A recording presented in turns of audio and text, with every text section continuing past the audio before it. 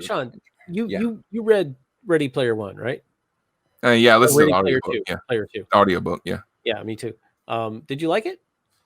I did like it. I didn't like it as much as the original. I had some problems with it. I felt like everything that Wade had learned in the first story, they kind of undid on purpose. It was more of the same, but I expected to hate it, especially because at the beginning it was just like listening to a textbook about the Oasis. And I'm really big on show don't tell, and it was all tell for like the first hour. He's not a good author. The first one wasn't good. We just loved it because it co-opted all of our nostalgia. Yeah, but it's fun. Yes, it was fun. If you liked the first book, I recommend the second one. But if they make a movie of this one, just like the first one, they'll change a lot of it. I mean, they had to change so much to make a movie, and they'll have to change a lot of it. For this one, it really seems to be tailored because. All right, I am not a John Hughes fan. I've seen some of his movies and I enjoyed them, but I haven't seen all of them. I am definitely not a Prince fan, so that was like half of the book right there was out of my wheelhouse. It wasn't quite half, but it was. Yeah, there was a big chunk of it. That was a big chunk of it. Yeah. I do want to say, just real quick in response to Branden, I think that we all learned that you don't have to be a good author to have a lot of success when it comes to writing books, as we all learned from 50 Shades of Grey. Another book that I've never read. or the Da Vinci. I loved the Da Vinci Code. The movie was dreadful, but I loved the book. And then I read Angels and Demons and found out that it was exactly the same book, just with different names and a different MacGuffin. So Dan Brown has one book in him that he keeps writing. The thing is Dan Brown a bad writer, or is he just a simplistic writer who doesn't come up with new ideas? 50 Shades of Grey was badly written. I never read it. He wrote another book called Digital Fortress that was not in that series. It was not about the whatever character that is that Tom Hanks plays in the movies. Robert Langdon. Langdon? Yeah. Yes. Anyway, but Digital Fortress is pretty good. Now the book that he wrote, was it the one that takes place in America that they were looking for the virus? Because it wasn't that one, because they made a movie. They didn't make the movie about the one that was in America because it was so close to National Treasure. I can't remember the title. I saw it on the shelf though. It was Inferno, I think, was the name of the book. That's right. And so he wrote another one after that. I think Langdon has 4 books. Yeah, I haven't read the last one, but the Inferno, the movie changed the fundamental plot of the book. I can't tell you what they changed because it's the end of the story. but it changes it so much that it takes there is a little bit of a shocker at the end of that book, and the movie takes that away, and it's well, you can be formulaic and still be enjoyable. Michael Moorcock's books, if you've ever read any of his Eternal Champions books, are, it's literally the same character with a different face over and over again. But they're amazing. They're really fun to read. I'm setting Louis L'Amour made all that money. he wrote about 8,000 books. I have every single Louis L'Amour book he ever wrote. Songs that they've recorded for 30 years. Okay, I'm starting this 15-minute timer. I bought this at Five Below. It's just Christmas trivia questions, and some of them are about movies, some of them are about songs, some of them are about actual Christmas traditions. So for 15 minutes, to say, for the record, I am a heathen. Just putting it out there. We'll do this Captain Game Show style. I will ask the question. If you know the answer, just say your name, and then I'll keep score. And if you get it wrong, then I'll give somebody a chance to steal. So, okay. Which British group had 3 Christmas #1 hits in the UK in 1996, 97, and 98?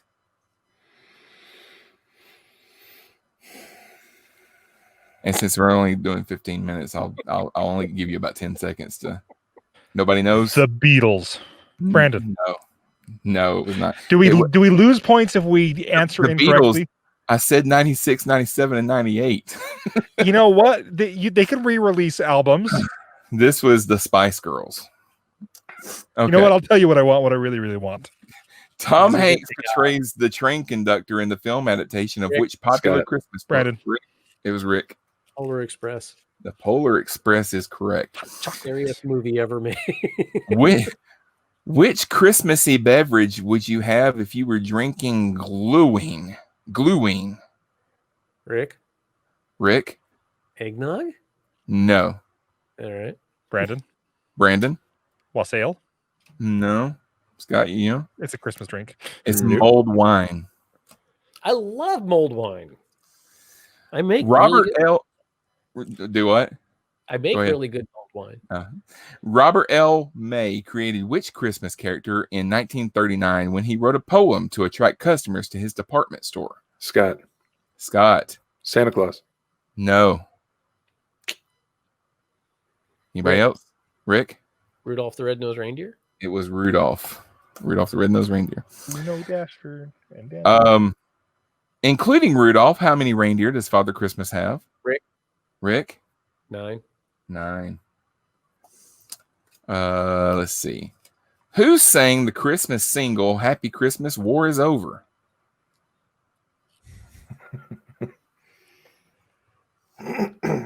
Nobody knows? John Lennon and Yoko Ono. I should have gone with the Beatles. So this is Christmas. What have you done? That's the name of that song? The name of that song is Happy Christmas, War is Over. They say it in the song. They say, Happy Christmas, War is over. And Yoko doesn't. And now we just got a copyright strike. There's kids in it that are singing that. And Yoko's singing it with them. Okay, which famous Christmas character has been played by Jim Carrey, Patrick Stewart, and Michael Caine? Rick. Branden. Ebenezer Scrooge. That's correct. Which, wait a minute. Okay, that's too easy. Have you not been paying attention? We aren't getting a lot of these. Who plays rock and roll legend Billy Mack in the movie Love Actually? What the hell does that have to do with Christmas? Love Actually is a Christmas film. Love Actually is a Christmas movie. My co-host loves it. I've never seen it. I've never seen it either. Bill Nighy. Have I? Bill Nighy. Which Christmas features the characters Jack Skellington, Donald, Dr. Finkelstein, and Sally? I think I heard Branden first. Okay. I don't think I said it first, but thanks for the mercy. Nightmare Before Christmas. That's correct. Rick, did you say it first? I'm sorry. I think you did. He did say it first, but I'm going to go out on a limb and say I don't think his lead is in danger. What color are mistletoe berries? Rick. Branden. Rick? Red. No. No? Nope. Okay. Branden? Green. No. I didn't know. I was going to say red. Scott? Those are both my answers, so I'll say white. They are white. Hey, athletes get athlete's foot. You know what astronauts get? Asteroids. Mistletoe. Oh. The Christmas food Stalin is traditional in which country? Scott. Germany. It is Germany. Correct. You didn't say it mean enough. It's Stalin. Spell it. How's it spelled? Stollen. Stolen. Oh, okay. Well, I would have known it if you had pronounced it right. Which alcoholic spirit is often used in the making of Christmas pudding? Rick. Sherry? No. Branden. Rum? No. Okay, Scott, we've done it again for you. Stolen. Eggnog seems too easy, but no, it's brandy. I'm not being facetious. I was trying to decide between brandy and sherry. I figured it was one of the two because both of them suck, and most traditional Christmas things are painfully awful. In the song "The 12 Days of Christmas," what does the singer receive on the fourth day? Rick. He's gonna play the song in his head real quick. Remember what I did last year, and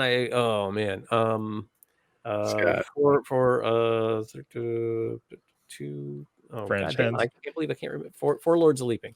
No, Scott. Branden. Calling Birds. It is 4 Calling Birds. Yes. You gotta remember, after 5, it's all birds. It's all bird stuff after 5. I'm not gonna ask that one. It's stupid. I'll tell you what the question was, but I'm not gonna ask it. How many of Father Christmas's reindeers have names beginning with the letter C? It'd take you 5 minutes just to go through all of them. Okay, what were Frosty the Snowman's eyes made from? Branden. Y'all all said it at the same time. So I'll say Scott. Coal. They were coal. And two eyes made out of coal. Stop telling kids when you're going to see Christmas lights and you see a snowman. Stop telling kids that's Frosty the Snowman if it has a carrot for a nose, because that is not Frosty. Frosty has a button for a nose. Button. Let's see. How many? Corncob pipe. The Grinch lives on a cliff overlooking which town? Rick. Whoville. Whoville. Whoville. Who plays the lead role of Willie T. Soak in the movie Bad Santa? Rick. Oh, what's Rick. Billy Bob Thornton. It is Billy Bob Thornton. Yes. Never saw it, but that's the only person I know that's in the movie. Oh, Lauren Graham is in it as well. Lauren Graham. If you saw her, you would know her. I know you've seen her and stuff. Okay. You assume much. No, if you saw a picture of her, you say, oh yeah, I've seen her and stuff. Okay. On which date does Advent begin? Branden. December 1st. Yes, December 1st. That's why the Advent calendar starts on December 1st. Ha. Yeah. Those chocolates paid off in one way other than waist size. Which Christmas song features the opening line, "Are you hanging up a stocking on your wall? It's the time that every Santa has a ball." This is a very British bunch of cards, isn't it? I have no idea where they came from. Saying Father Christmas, and that is something no American has ever heard. The name of the song was "Merry Christmas, Everybody" by Slade. Like I said, Slade has 2 songs that any American knows: "Run, Run Away" and "Come On, Feel the Noise," before Quiet Riot remade it. I mean, Slade is a British rock band, so maybe they know more people or know more songs of theirs over there. Yeah. How is the Christmas poem "A Visit from St. Nicholas" more commonly known? Rick. 'Twas the night before Christmas. And all through the house. Or just the night before Christmas. Yeah. Which duet sang the 2001 UK Christmas number one single, "Something Stupid"? Start that over.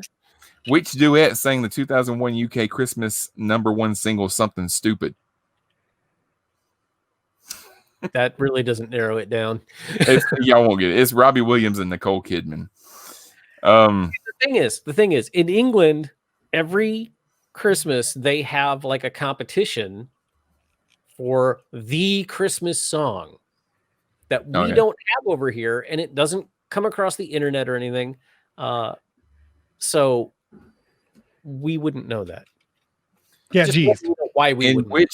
In which Christmas movie does Arnold Schwarzenegger play a father trying to desperately buy a Turbo Man toy? Scott. Jingle All the Way. It was on TV yesterday. Also featuring a young Jake Lloyd. I'm actually glad you said that, because I did not know the name of that. I just thought I did. Jingle All the Way 2 stars Larry the Cable Guy. Larry the Cable Guy. Yeah. Why is that man famous? I just don't get it. What is the full title of the second Home Alone movie? Scott. Scott. Home Alone 2, Lost in New York. That is correct. Is it New York or New York City? New York. Lost in New York. Yeah. I don't argue with Scott about on esoteric knowledge like that, I know I shouldn't, but there's a chance. Which character is portrayed by Kermit the Frog in the film The Muppet Christmas Carol? Rick. Bob Cratchit. It is Bob Cratchit. Yes, that's correct. How is St. Stephen's Day more commonly known? Rick. Wednesday. Rick. Boxing Day? It is Boxing Day. Correct. Again, not something we do in America. Which fruit features a Christingle? What? Which fruit features a Christingle? See? It's an Branden? orange. Prostate? Oh, I was It's going to say an orange. Sure you were. I was because I was trying to think of British Christmas traditions. And Doctor Who, there's a scene on one of their Christmas episodes where Santa comes in with explosive oranges. That's right. I forgot. In It which was country amazing. did the tradition of putting up Christmas trees first begin? Rick. Germany. It was Germany. Correct. Oh, Tannenbaum, oh, Tannenbaum. What is the opening line of the Christmas song Jingle Bells? Rick. Dashing through the snow. In a one-horse open sleigh. That is correct. In a one-horse open sleigh. Laughing on the way. Father Christmas can be traced back to St. Nicholas, who was born in which modern-day country? Rick. Norway? Nope. Branden. Germany. No. Scott? Go for It's Brazil. not. It's Not gonna happen Turkey. again. It's Turkey. I would have said Germany.